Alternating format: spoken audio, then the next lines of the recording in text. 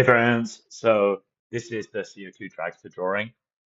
It's got a front, top, and end elevation, so you can see all three of those elevations. We're going to use that to draw outlines for the laser cutter. Okay, so go to the front view.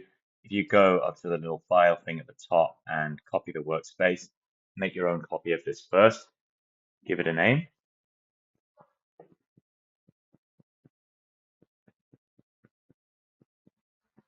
You'll have had to make an Onshape account of your own to be able to do this. Okay, and then we're going to go to the front view first, and then we're going to make a sketch. So click on sketch to create a new sketch. And then you have to select the plane you're going to draw that 2D sketch in. So select front plane. And then we're going to use the spline tool, which is the curve tool.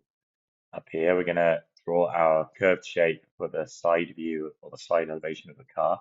So I just click, left mouse click along every point of the curve. Just try and make a nice smooth curve. It's going to be whatever shape you drew on your paper. Make it line up with the front of the car chassis and the back of the car chassis. And then, whoops, to close the shape, if you double click on the end, or you can escape out of that and then get the straight line tool and then draw a straight line to close the shape.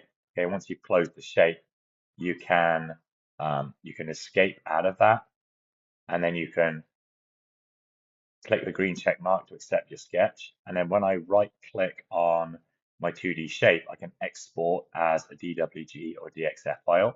So just give that an easy name like side elevation or side view, or actually I'll just do side.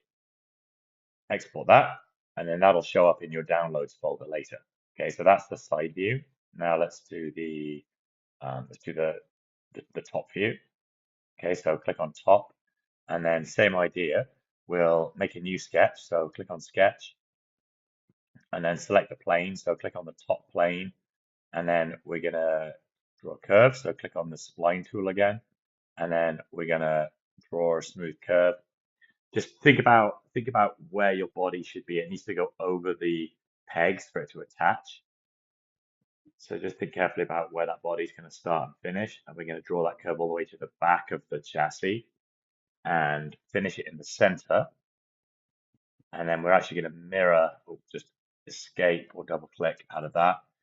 And then if I escape and then click on it to select it, I can reflect it or mirror it. So click on the mirror tool, and then it says select a mirror line. So it's this straight line down the middle of the car. Okay, it mirrors it, and then if I escape out of that, I can click on that 2D area, right click. Oh, it doesn't work yet because I have to accept or save the sketch. All right, and then right click. Now I can export as a DXF or a DWG.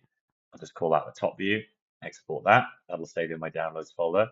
And now I can go over to the end view or the right view or the left view. So just fiddle around with that a little bit, rotate it around. Let's get the right view. Okay, that's the end view of the car. So I'm going to draw that with my curve tool. Now, something to think about is I want the height to match the height of the side view. So look at where the highest point is on that side view. You can see it's these little points here, and then I want my end view to align with that at the top. So draw a sketch again. Sketch plane is the right plane. Select the spline tool to draw a curve.